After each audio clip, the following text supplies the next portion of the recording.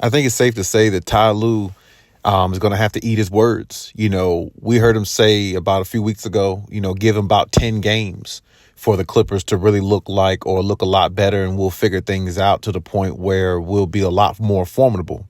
So what happens the first few games, they lose. They went on a 5 or 6 game losing streak.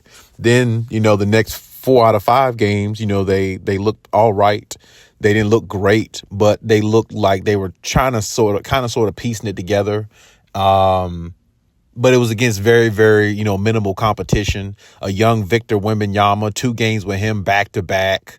Those are wins you should get. So I'm not really, a lot of people are probably not even counting some of those wins. And, it just looked like, from the standpoint of playing teams like that, I think the Clippers will, be good, but when it comes to playing those better teams that are a little bit more well seasoned, a little bit, run more like a well-oiled machine, the Clippers are going to struggle. And, then came, I would say, game 11 of the season, or the 11th or 12th game, and that was against the Nuggets the other night. And we know what happened.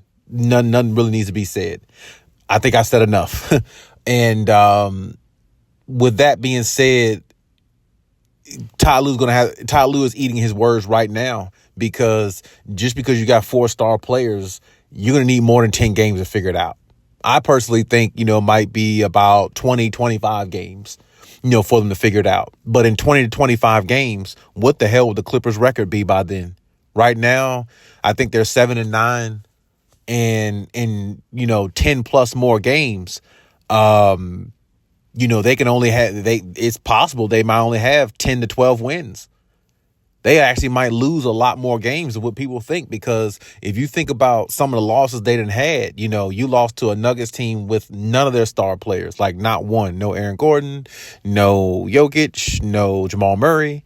Then I think they lost to the New York Knicks, like when James Harden first got there, and the excuse was, oh, we'll figure it out, this and that. Then you lost to the Brooklyn Nets, and then the excuse was still the same, oh, we'll figure it out. But I mean, it's a lot of talking about us figuring things out, but it's not a lot of action on the floor in showing it that you are figuring it out. And Ty Lue, to me, is it's looking very overrated as a head coach, because you can't find a way, you can't see that.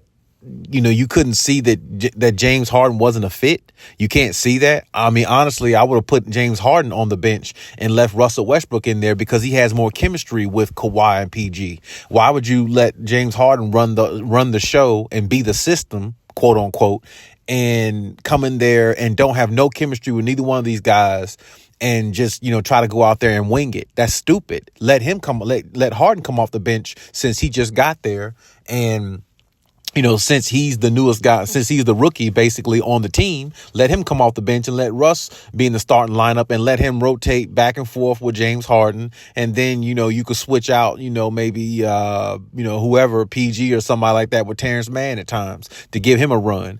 And I think that would have been the best way to go. Personally, I really think the best way to go would have been, they never got James Harden and kept running with Bones Highland and, Russell Westbrook.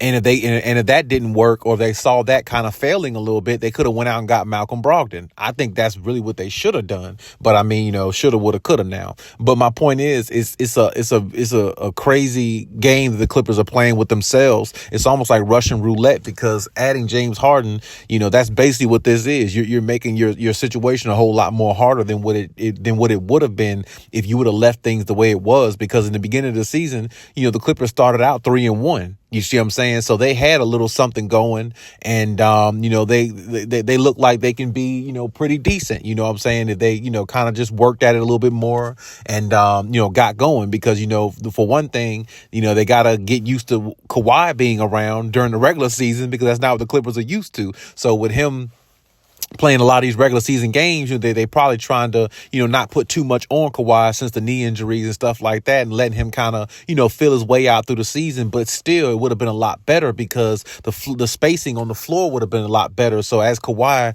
gets a little bit more going and stuff like that, and getting his body back used to playing all these games with more spacing and more space on the floor and opportunity to score, Kawhi would just pick. He was already doing pretty decent, in the beginning of the season. Paul George was doing doing very good. It was playing good as well. Still is. Kawhi's playing good too, but they're not playing like the dominant players that they really are.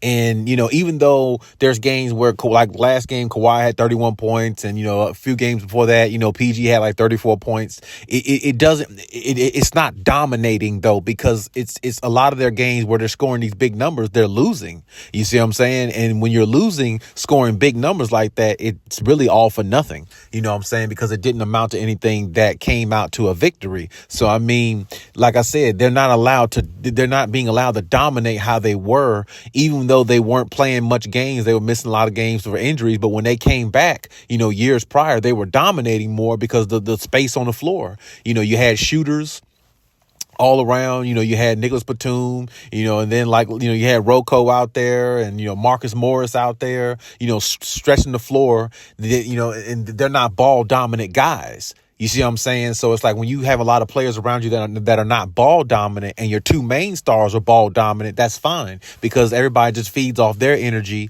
and go with what their decisions are and just kind of, rebound and pick up the mess, pick up what they, pick up the leftovers basically. And that's basically, everybody was cool with that. Everybody was cool with that nature. Even Russell Westbrook was cool with it. You know what I'm saying? But now that you add somebody like James Harden in the mix, I mean, it really just makes things a lot more difficult for this team.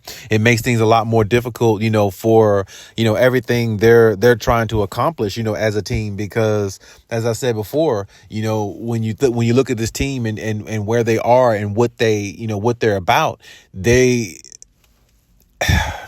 just don't look good. They just don't, and, Ty Lue is trying to make adjustments, and I just don't think he's a good adjustments type coach. I think he's a better coach in regards to, just coming up with plays, and when they work, they work. When they don't, you lose. You see what I'm saying? That's kind of like how Doc Rivers was. Doc Rivers is not good at making adjustments on the fly and allowing his team to flourish through his decision making and, making those adjustments where it puts everybody in place to be at their best. You know what I'm saying? When Doc Rivers won a championship, the only championship he won, he had a big four on Boston where they really just could not be beat. You know what I'm saying? Because they had that much level of talent, and Rondo was running all over the place. Paul Pierce was still good. KG still had something left, and Ray Allen's the deadliest three-point shooter in history, or one of. So, I mean, it's like it really wasn't that hard. And then with Kendrick Perkins and Leon Poe and all them on the Celtics, they all played a good role, and they all were big bodies in the paint, shot blocking. They had everything they needed in place to win.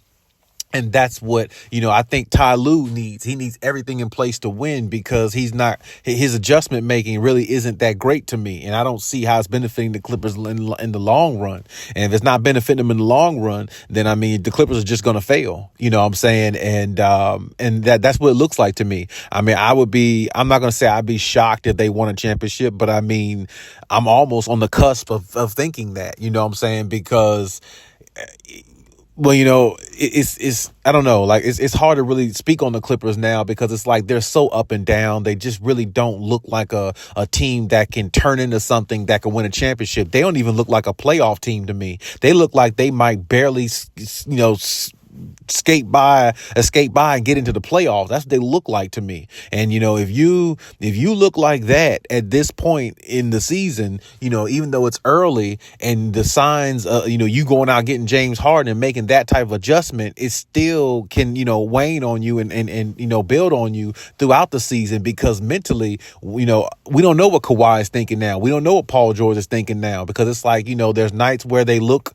like themselves, and there's nights where they look like they don't even belong on that team. You see what I'm saying? And like I said, it doesn't matter how much points they're putting up. They could put up a lot of points, but I mean, they're losing. They're 2 games under 500, and the West is getting stronger and it's getting more tougher. And I can tell you now, you can't even beat the Nuggets with none of their star players. You damn sure can't beat them with any other star players. The Phoenix Suns, well, I don't know, or I don't believe they can beat them in a 7-game series based upon what I'm seeing now, because James Harden, to me, he chokes in the playoffs for one, so you don't even have a guy you really can depend depend on with him, and he's in the starting lineup. So, I mean, it's like when you think about that, like what great team in the West can they really go up against and really actually compete with to the point where it's like, yeah, they're good enough to beat them. Yeah, you could say they're good enough to beat teams because they got 4-star players, but when it comes to, fluidity in their offense and how they play and how they gel and work together, they can't really beat anybody. Honestly,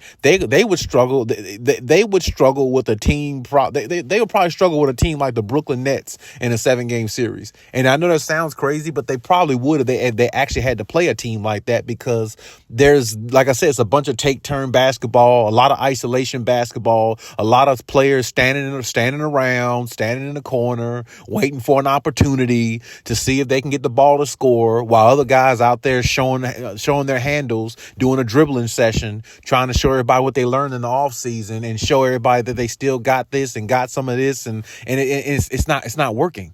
And see, that's a problem. So, with the Clippers, Ty Lue, the adjustment he's really going to have to make is to, learn to make adjustments with the team as the game goes on, because if it's just straight up basketball and letting them figure it out on their own just because they're star players on the floor, well, that's not going to help the Clippers win a championship. And ultimately, it'll be their ultimate demise, honestly, because it's not going to propel them to be a team like, a Nuggets team where it's like like a Warriors. Usually when the Warriors like in rhythm, well, usually when they are in rhythm, this year they're not playing that great, but usually the Warriors like a well-oiled machine. And that's what you want to be. That's what you would want the Clippers to be, looking like a well-oiled machine, how they run, how they function on offense and defense, and how the opposing team has a lot of problems with their matchups and a lot of problems with their schemes. But really, when you think about it, teams just run right through, the Clippers, because their scheme is not there. They don't look like they have a plan when they go into games. They don't look concise.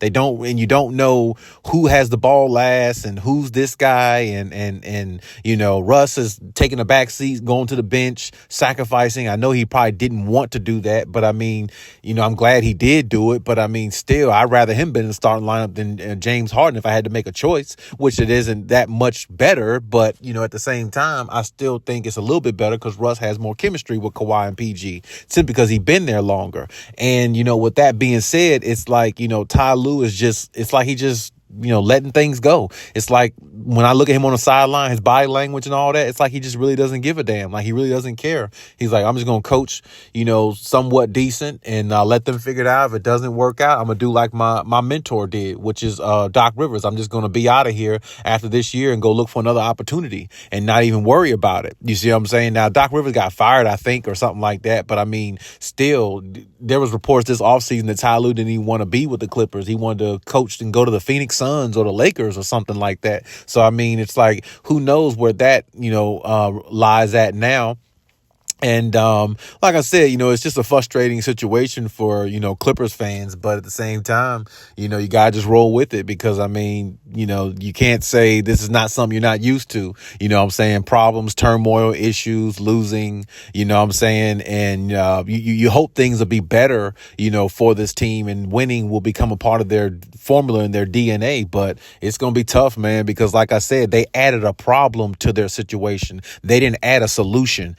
And when you add a problem to your situation, you're not going to get ahead. You're just going to find yourself staying afloat or sinking under, because you're putting yourself in a precarious situation that you don't need to be in when everything was when everything was working okay. Like I said, Russ was doing okay in the starting lineup and everything before James Harden got there. And like I said, they were 3-1 early in this season. So, I mean, like, the Clippers were, they look like a formidable team. And like I said, the fact that, Kawhi is playing every regular season game, I mean, we have to, rejoice for that. We have to be happy for that. Kawhi may not be scoring as much as he was, but I mean, Kawhi's not taking off 2-3 games at a time and coming back with all that rest. What I'm saying? He hasn't played every regular season game in so long. I don't even know how Kawhi's body is holding up the way it is, because I mean, I thought it'd be very difficult for him to do because he ain't did it in like 6, 7 or 8 years.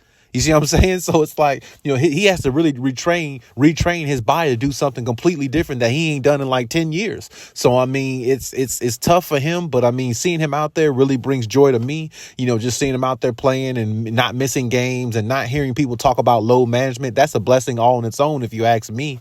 But, of course, winning is the ultimate cure. And right now they can't do that, and they can't seem to get out their own way. And, honestly, with James Harden being there, the problem, the so-called system, I don't see them getting out their own way no time soon.